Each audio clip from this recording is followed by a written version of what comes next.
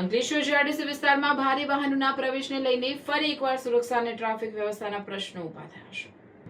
પ્રાપ્ત વિગતો અનુસાર વાલિયા રોડ સ્થિત કાપોદ્રા પાટિયા પાસે જીઆરડીસી પ્રવેશ દ્વાર પર લગાવવામાં આવેલા લોખંડના એંગલ દૂર કરવામાં આવતા ટ્રક અને ટેન્કર જેવા ભારે વાહનો સરળતાથી જીઆરડીસી વિસ્તારમાં પ્રવેશી રહ્યા છે।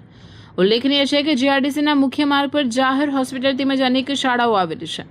હાલમાં શાળાઓ શરૂ થતા વિદ્યાર્થીઓ સાયકલ અને મોટરસાયકલ દ્વારા રોજ અવરજવર કરી રહ્યા છે।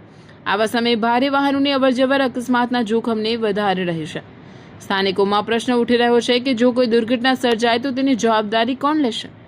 વધુમાં કાપોદ્રા પાટિયા ખાતે ટ્રાફિક પોલીસનો પોઈન્ટ હોવા છતાં ટ્રક અને ટેન્કરો જીઆરડીસીમાં પ્રવેશ કેવી રીતે કરી રહ્યા છે તે પણ ચર્ચાનો વિષય બન્યો છે। સ્થાનિક નાગરિકો અને વાલીઓએ ટ્રાફિક પોલીસ તથા સંબંધિત તંત્રને તાત્કાલિક પગલાં લેવા, ભારે વાહનોના પ્રવેશ પર નિયંત્રણ મૂકવા અને વિદ્યાર્થીઓ તેમજ સામાન્ય નાગરિકોની સુરક્ષા સુનિશ્ચિત કરવા માંગ કરી છે।